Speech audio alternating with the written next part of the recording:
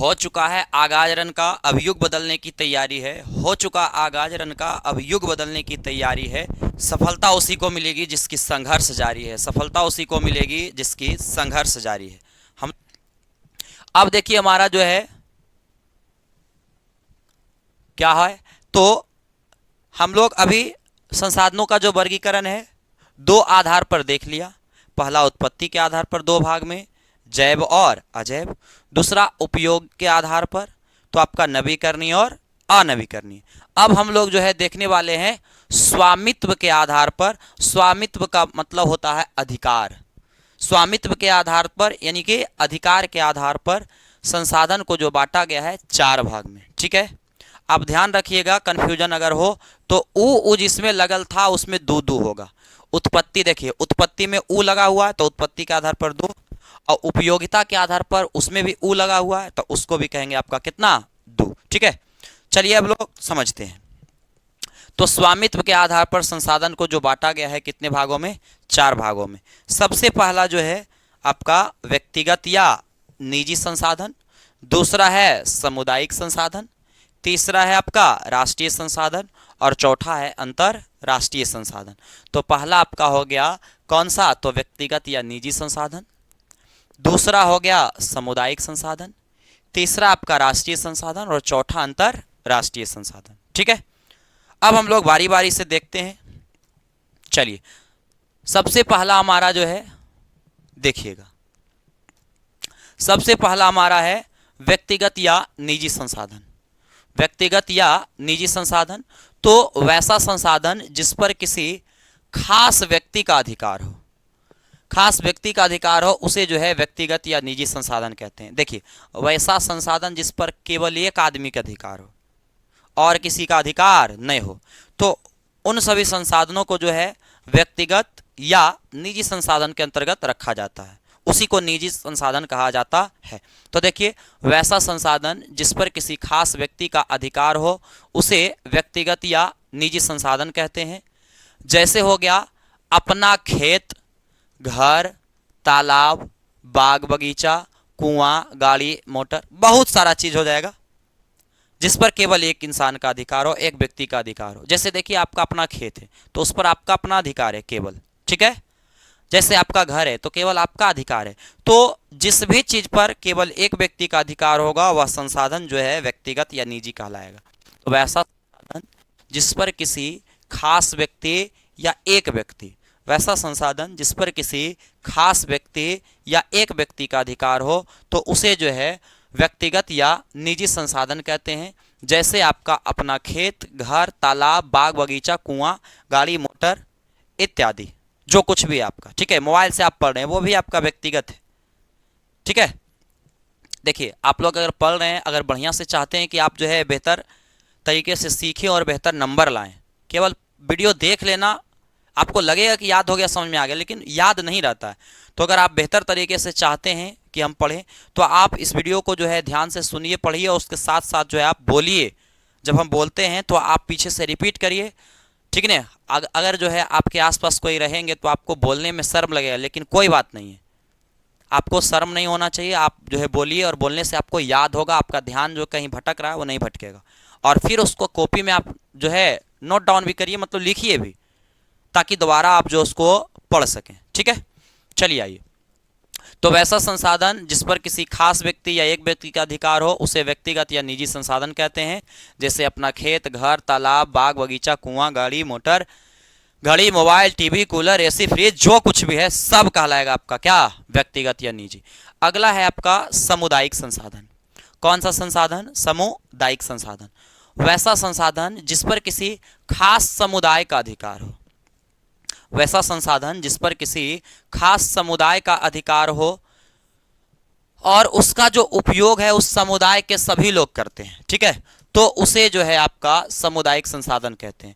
वैसा संसाधन जिस पर किसी खास समुदाय का अधिकार हो और उसका उपयोग जो है उस समुदाय के सभी लोग करते हैं तो उसे जो है सामुदायिक संसाधन कहा जाता है। जैसे आपका हो गया मंदिर, मस्जिद, गिरजाघर, गुरुद्वारा, खेल का मैदान, सामुदायिक भवन, सार्वजनिक पार्क, पिकनिक स्थल। तो ये सभी क्या है, सामुदायिक संसाधन है। कोई खास व्यक्ति, एक व्यक्ति का अधिकार नहीं हो सकता है। अब मंदिर है तो मंदिर में जो है आपका एक समुदाय जो है, निश्चित समुदाय होता है, वो क्या करते हैं, उसमें जाके पूजा पाठ करते हैं। आपका मस्जिद हो गया तो मुस्लिम एक समुदाय है, मुस्लिम लोग उसमें क्या करते हैं, जाके पूजा पाठ करते हैं। गिरजाघर हो गया, गुरुद्वारा हो गया, खेल का मैदान हो गया, खेल का मैदान सभी लोग जो है निश्चित समुदाय का होता है, वहाँ जाके अपना क्या करते हैं, सब बच्चे जो है, बड़े जो कुछ भी है, जो लोग हैं खेलते हैं। ठीक है, अकेले नहीं, इन्हें कि अकेले कोई रंगदारी कर रहा है, उठाक पटक दे फरफरा जाएगा। ठीक है, अगला है सामुदायिक भवन। सामुदायिक भवन है आपका, इसमें किसी का भी जो है पंचायती है कुछ है तो आराम से सब मिलकर करेगा। सार्वजनिक पार्क हो गया, पिकनिक स्थल हो गया, जहाँ पर पिकनिक मनाने का कुछ कुछ जगह क्या होता है, स्थान होता है, तो वहाँ का उपयोग सब लोग करते हैं, तो ये आपका सामुदायिक कहलाता है। ठीक है, अगला है राष्ट्रीय संसाधन। तो वैसा संसाधन जिस पर किसी खास देश का अधिकार हो, वैसा संसाधन जिस पर किसी खास देश का अधिकार हो उसे जो है राष्ट्रीय संसाधन कहते हैं। और संवैधानिक तौर पर किसी देश के अंतर्गत सभी उपलब्ध संसाधन जो है आपका राष्ट्रीय होता है। देखिएगा, सुनिएगा, ऐसा संसाधन जिस पर किसी खास देश का अधिकार हो, खास राष्ट्र का अधिकार हो, उसे राष्ट्रीय संसाधन कहते हैं। लेकिन अगर संवैधानिक तौर पर, जैसे व्यक्तिगत जो संसाधन है वह भी राष्ट्रीय माना जाता है। जैसे मान लिया जाए हम लोग का खेत घर जमीन है, तो वैसे सबका है। अब जब सबका है तो सबका मिला करके ही तो पूरा भारत है, तो व्यक्तिगत भी जो है आपका क्या कहलाता है, व्यक्तिगत भी जो है संवैधानिक आधार पर जो है आपका राष्ट्रीय माना जाता है। भले हम लोग उसको निजी मान रहे हैं, लेकिन वह भी संसाधन क्या माना जाता है, राष्ट्रीय संवैधानिक तौर पर, क्योंकि हम ही लोग का संसाधन पूरा मिलके ही तो पूरा राष्ट्र बना है, और राष्ट्र बना है तो पूरा राष्ट्र का जितना भी संसाधन है वो राष्ट्रीय कहलाएगा। ठीक है, तो वैसा संसाधन, वैसा संसाधन, वैसा संसाधन जिस पर किसी खास देश का अधिकार हो उसे जो है आपका राष्ट्रीय संसाधन कहते हैं। वैसा संसाधन जिस पर किसी खास देश का अधिकार हो तो उसे राष्ट्रीय संसाधन कहते हैं। और संवैधानिक तौर पर जो है, संवैधानिक तौर पर किसी देश के अंतर्गत सभी उपलब्ध संसाधन जो होते हैं आपका क्या, तो राष्ट्रीय होता है। देश के सरकार का हक है कि वह आम जनता के हित में व्यक्तिगत संसाधनों को भी क्या करे, अधिकरण कर सकता है। देश के सरकार को यह अधिकार है कि अगर किसी का व्यक्तिगत संसाधन है और उसका उपयोग सार्वजनिक के लिए जो है किया जाना चाहिए, उससे मानव समाज को बहुत सारे लोगों का कल्याण होगा, सुविधा होगा, तो ऐसे स्थिति में व्यक्तिगत जो संसाधन है उसका जो है उपयोग सरकार कर सकता है। जैसे आप लोग देखते होंगे कि रोड है तो किसी का एक दो खेत आ रहा है तो क्या करेगा, एक दो खेत क्या करता है, सरकार जो है ले लेता है और फिर जो है उसमें सड़क बना देता है। क्यों? क्योंकि उससे जो है सभी आम जनता जितने भी लोग हैं उसको लाभ होने वाला है। तो अगर व्यक्तिगत संसाधन है और अगर सार्वजनिक लाभ अगर सभी लोगों को उससे हो सकता है तो उसको जो है सरकार उपयोग कर सकता है। हाँ, उसके लिए सरकार जो है कुछ मुआवजा देगी या फिर उसके बदले में कहीं सरकारी ज़मीन होगा तो वहाँ उसको दे दिया जाएगा। तो ये ज़मीन का बात हुआ, बाकी और कुछ भी अगर है तो वो सरकार उसका उपयोग कर सकता है। ठीक है, तो वैसा संसाधन जिस पर किसी खास देश का अधिकार हो उसे जो है राष्ट्रीय संसाधन कहते हैं। वैसा संसाधन जिस पर किसी खास देश का अधिकार हो, वैसा संसाधन जिस पर किसी खास जो है देश का अधिकार हो उसे राष्ट्रीय संसाधन कहते हैं। और संवैधानिक तौर पर जो है किसी देश के अंतर्गत सभी जो उपलब्ध संसाधन है वो क्या होता है, राष्ट्रीय होता है। और देश के सरकार का ये हक है कि वह आम जनता के हित में व्यक्तिगत संसाधनों को भी क्या कर सके, अधिकरण कर सकता है। और आगे देखिए एक पॉइंट इसमें याद रखिएगा कि तट रेखा से 200 किलोमीटर की दूरी तक जो है उपलब्ध संसाधन जो है आपका राष्ट्रीय संसाधन होता है। तट रेखा के मतलब हुआ समुद्र का किनारा। ठीक है, तट रेखा का मतलब हुआ समुद्र के किनारा। अब जैसे मान लिया जाए ये आपका भारत है, ठीक है, भारत कुछ इस प्रकार से जो है इसका मैप नीचे का है। ठीक है, अब इधर जो है आपका क्या है, बंगाल की खाड़ी, इधर आपका जो है पश्चिम में है अरब सागर, नीचे आपका जो है क्या है, तो हिंद महासागर। हिंद महासागर। ठीक है, अब देखिए क्या है कि इसका ई जो एरिया हुआ आपका, ये तट रेखा कहलाएगा। मतलब समुद्र के किनारे जहां लास्ट एरिया होगा किसी देश का, वो तट रेखा हो। ठीक है, तटीय क्षेत्र कहलाएगा। अब इससे जो है आपका कितना किलोमीटर, तो आपका 200 किलोमीटर तक किधर जाना है, समुद्र की ओर जाना है। ठीक है, ये तो है, ये है पूरा देश में है तो राष्ट्रीय है ही है, लेकिन तट रेखा से समुद्र की ओर, तट रेखा से समुद्र की ओर जो है कैसो किलोमीटर तक, तो 200 किलोमीटर तक, 200 किलोमीटर तक। किसी भी देश के जो है, कोई भी देश है जो समुद्र के किनारे है, तो समुद्र के किनारे है तो उसके तट रेखा से 200 किलोमीटर तक जो है समुद्र में जाएगा। और जितना दूर इलाका 200 किलोमीटर होगा, उसमें जितना कुछ भी संसाधन होगा, जैसे मछली, मूंगा, मोती, बहुत सारा चीज समुद्र से भी संसाधन हमें प्राप्त होता है, वो सभी जो संसाधन होगा वो राष्ट्रीय कहलाता है। तो क्वेश्चन आएगा कि तट रेखा से कितने किलोमीटर की दूरी तक उपलब्ध संसाधन राष्ट्रीय संसाधन कहलाता है, तो 200 किलोमीटर तक। किधर जाना है, समुद्र की ओर जाना है। ठीक है, समुद्र की ओर 200 किलोमीटर क्षेत्र में जो कुछ भी संसाधन होगा वह राष्ट्रीय कहलाएगा। चलिए, आशा है कि आप समझ गए होंगे। अगला देखिए, अंतरराष्ट्रीय संसाधन। अगला कहता है क्या, अंतरराष्ट्रीय संसाधन, वैसा संसाधन जिस पर सभी देशों का क्या अधिकार होता है, वैसा संसाधन जिस पर सभी देशों का अधिकार होता है, अंतरराष्ट्रीय संसाधन कहलाता है। और तट रेखा से 200 किलोमीटर के बाद का क्षेत्र, जैसे हम अभी बताए कि 200 किलोमीटर तक जो है आपका, 200 किलोमीटर तक जो है आपका किसी भी देश के किसी भी देश के सीमा रेखा है आपका, तटीय सीमा रेखा, उससे 200 किलोमीटर तक जो कुछ भी संसाधन होगा वो राष्ट्रीय होगा। लेकिन ऐसा थोड़ा है कि 200 किलोमीटर तक आपका जो है समुद्र होता है, पानी, क्योंकि पृथ्वी पर 3/3 जो है जल है, तो इतना ज़्यादा जल है तो उसमें भी तो जहाँ तहाँ बहुत सारा संसाधन है जल में, समुद्र में। तो 200 किलोमीटर के बाद, अब 200 किलोमीटर यहाँ मान लीजिए हुआ, यहाँ हुआ, तो इधर जो कुछ भी संसाधन है ये आपका जो है क्या हो जाएगा, तो अंतरराष्ट्रीय होगा, क्योंकि इस पर सभी देशों का अधिकार होगा। ठीक है, अब देखिए समझिएगा, ध्यान से समझिएगा। वैसा संसाधन जो है जिस पर सभी देशों का अधिकार हो, वैसा संसाधन जिस पर सभी देशों का अधिकार होता है, अंतरराष्ट्रीय संसाधन कहलाता है। और तट रेखा से 200 किलोमीटर के बाद, 200 किलोमीटर तक ना है, 200 किलोमीटर तक तो राष्ट्रीय हो जाएगा, उसके बाद, ठीक है, उसके बाद जो है उपलब्ध 200 किलोमीटर के बाद का जो क्षेत्र में उपलब्ध संसाधन है वो आपका क्या कहलाता है, तो अंतर्राष्ट्रीय संसाधन कहलाता है। और इसका उपयोग जो है अंतर्राष्ट्रीय संस्थाओं के सहमति से ही कोई देश कर सकता है। और अंतर्राष्ट्रीय संसाधन जो है उसका उपयोग कोई देश अपने मर्जी से नहीं कर सकता है, वो उसके लिए अंतर्राष्ट्रीय संस्थाएं हैं, उन संस्थाओं के आदेश से ही उसका उपयोग कोई भी देश कर सकता है। ठीक है, तो इस प्रकार से जो है हमारा क्या हो गया, संसाधनों का जो वर्गीकरण पढ़े, किस आधार पर ये पढ़े, तो स्वामित्व के आधार पर कितने भागों में, 4 भागों में। आपका पहला व्यक्तिगत या निजी, दूसरा सामुदायिक, तीसरा राष्ट्रीय और चौथा अंतरराष्ट्रीय। वैसा संसाधन जिस पर किसी खास व्यक्ति या एक व्यक्ति का अधिकार हो उसे व्यक्तिगत या निजी संसाधन कहते हैं। और वैसा संसाधन जिस पर किसी खास समुदाय का अधिकार हो उसे सामुदायिक संसाधन कहते हैं। और वैसा संसाधन जिस पर किसी खास देश का अधिकार हो उसे राष्ट्रीय कहते हैं। और वैसा संसाधन जिस पर विश्व के सभी देशों का अधिकार हो उसे अंतर्राष्ट्रीय कहते हैं। ठीक है, इस प्रकार से हमें आशा नहीं पूर्ण विश्वास है कि आप इसको बहुत बेहतर तरीके से समझ गए होंगे और आप इसको लिख भी लिए होंगे। तो हम लोग चलते हैं आगे।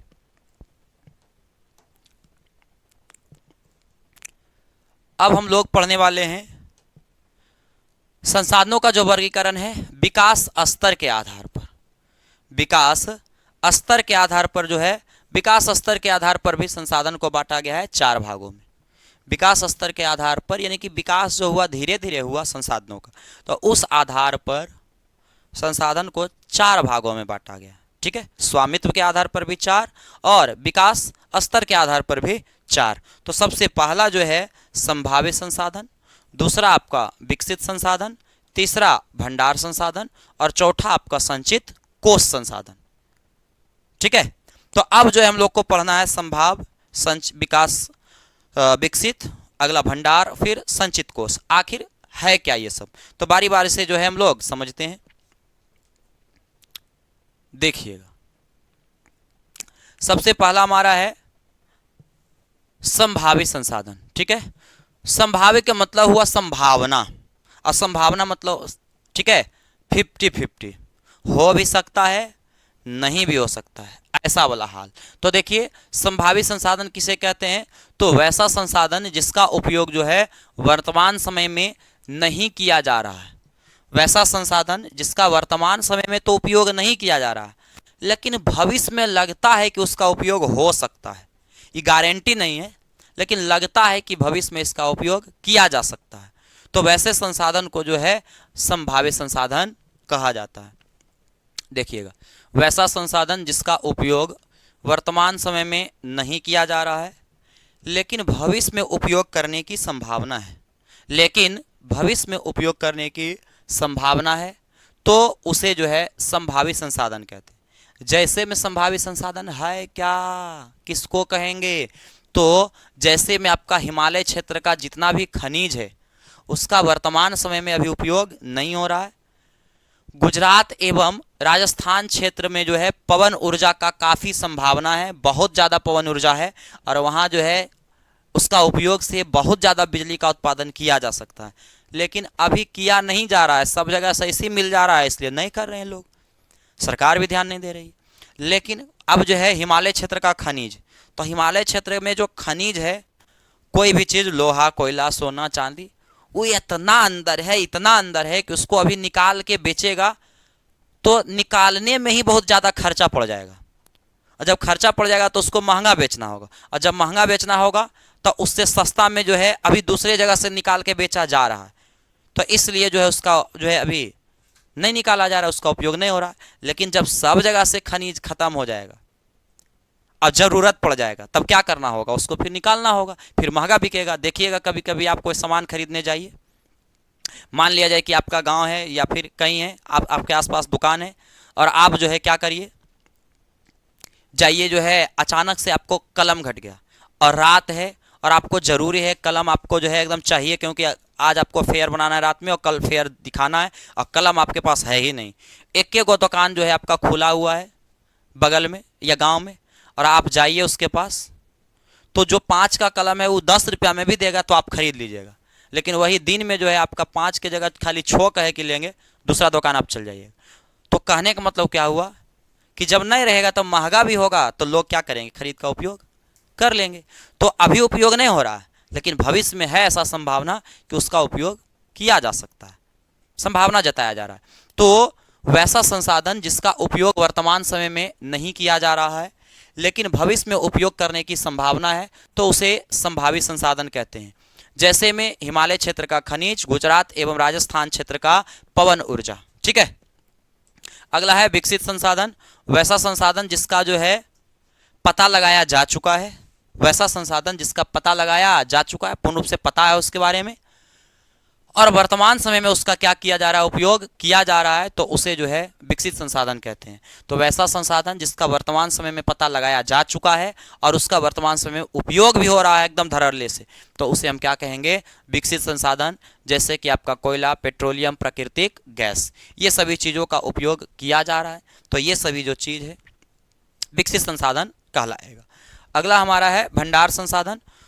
ध्यान से सुनिएगा, भंडार समझ में आएगा तो संचित कोष जो है खुद समझ में आ जाएगा। वैसा संसाधन जो हमारे पर्यावरण में उपलब्ध है, लेकिन उपयुक्त तकनीक नहीं रहने के कारण उसका जो है उपयोग नहीं किया जा रहा है, तो उसे जो है आपका क्या कहते हैं, भंडार संसाधन कहते हैं। देखिए, संसाधन हमारे पर्यावरण में उपलब्ध है, लेकिन उसको किस तरह से उपयोग किया जाए, उसको उपयोग करने के लिए हमारे पास जो सही तकनीक होना चाहिए वो है ये नहीं है, और जब नहीं है तो उसका उपयोग वर्तमान समय में नहीं किया जा रहा है, तो उसी को हम क्या कहेंगे, भंडार संसाधन। ठीक है, तो वैसा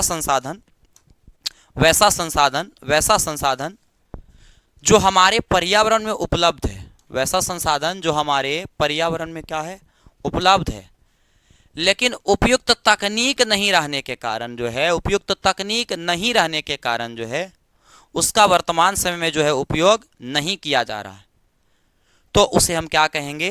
भंडार संसाधन। उसे क्या कहेंगे? भंडार संसाधन। जैसे कि हम लोग जानते हैं, जैसे कि हम लोग जानते हैं कि जल से हाइड्रोजन और ऑक्सीजन अलग किया जाएगा, तो जल का भी, जल देखिए बहुत ज़्यादा हमारे पृथ्वी पर है। अगर जल से, और हम लोग जानते भी हैं कि जल जो बना है हाइड्रोजन और ऑक्सीजन के संयोग से बना है, तो अगर हम उसको तोड़ दें तो उससे हाइड्रोजन और ऑक्सीजन मिल जाएगा। और जब हाइड्रोजन और ऑक्सीजन मिल जाएगा तो हाइड्रोजन का एक ज्वलनशील गैस है, इसको हम जलाने में उपयोग कर लेंगे, और ऑक्सीजन जो है, ऑक्सीजन जो है हॉस्पिटल में उसको इलाज में उपयोग किया जा सकता है। ऑक्सीजन का उपयोग कहीं आग को कहीं तेजी से जलाना है कोई काम करने के लिए, तो वहाँ भी उपयोग किया जाता है, क्योंकि ऑक्सीजन जितना अधिक मिलेगा कहीं किसी भी जगह, तो वहाँ जो जलने की जो क्रिया है बहुत तेजी से होता है, तो वहाँ उपयोग कर सकते हैं। हाइड्रोजन है तो हाइड्रोजन को ऊष्मा प्राप्त करने के लिए उस गैस को जला सकते हैं, हाइड्रोजन को। तो इससे हमारा जो है उपयोग हो सकता है जल को तोड़ करके, लेकिन इसको तोड़ना बहुत कठिन है, आसान है नहीं। और जब आसान है नहीं तो इसका उपयोग अभी नहीं हो रहा है। क्यों? क्योंकि इसको कैसे तोड़ा जाए इसका तकनीक हमारे पास नहीं है, लेकिन जल है तो इसे हम क्या कहेंगे? तो इसे हम जो है भंडार संसाधन कहेंगे। तो वैसा संसाधन जो हमारे पर्यावरण में उपलब्ध है, वैसा संसाधन जो हमारे पर्यावरण में उपलब्ध है, लेकिन उचित तकनीक नहीं होने के कारण, उचित तकनीक नहीं होने के कारण वर्तमान समय में उसका उपयोग नहीं किया जा रहा है। तो वर्तमान समय में उसका उपयोग नहीं किया जा रहा है तो उसे ही हम क्या कहेंगे? भंडार संसाधन कहते हैं। जैसे जो है जल से हाइड्रोजन एवं ऑक्सीजन को अलग करना। अगला है संचित कोश संसाधन। अगला हमारा है संचित कोश संसाधन।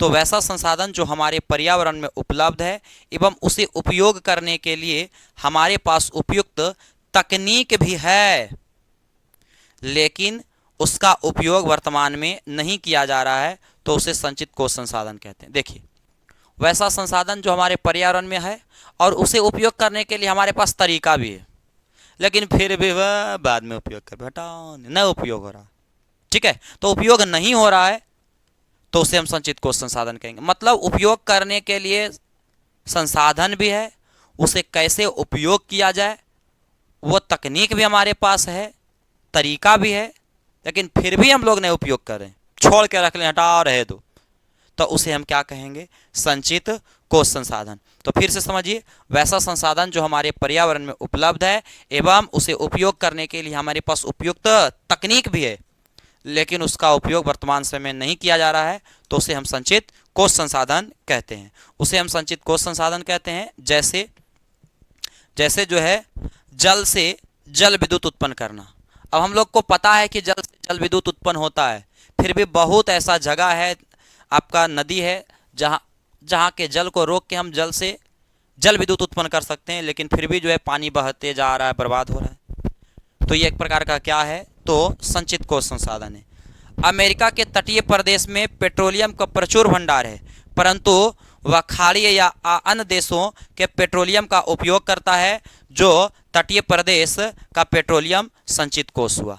कह रहा है कि अमेरिका जो है उसके तटीय प्रदेश, तटीय प्रदेश के मतलब हुआ समुद्री इलाका वाला, ठीक है। समुद्री इलाका वाला जो अमेरिका का जो भी क्षेत्र है, वहाँ बहुत अधिक मात्रा में क्या है? तो बहुत अधिक मात्रा में जो है पेट्रोलियम है, पेट्रोलियम पदार्थ है, लेकिन फिर भी उसका उपयोग नहीं कर रहा, रहने दो ने। वो क्या कर रहा है कि खाड़ी या अन्य देशों के पेट्रोलियम का उपयोग कर रहा है। खाड़ी मतलब जो है दूसरे जगह, और उसके बाद साथ ही साथ दूसरे देश के जो है पेट्रोलियम का उपयोग कर रहा है, और अपने जो तटीय प्रदेश में जो आपका पेट्रोलियम पदार्थ है उसका उपयोग नहीं कर रहा है, बचा कर रख ले, रहे दो, बाद में देखा जाएगा, उपयोग करेंगे। तो ये आपका क्या हो गया? इसका संचित कोश संसाधन। तो इस प्रकार से जो हम लोगों ने जो है देख लिया कि संसाधन को जो है कौन सा आधार पर, तो ये हमारा पढ़े विकास स्तर के आधार पर 4 भाग में बांटा गया, और संसाधनों का जो वर्गीकरण है हम लोग कंप्लीट कर लिए। आगे हम लोग चलते हैं अगले टॉपिक में। हमें आशा है कि आप यहाँ तक जो है बहुत बेहतर तरीके से समझ गए होंगे और इसको आप लिख भी लिए होंगे, और नहीं लिखे होंगे तो आप जो है लिख लेंगे और इसको जो है एक दो बार आप रिवीजन कर लेंगे ताकि एग्जाम में अगर क्वेश्चन आए तो छूटे ना।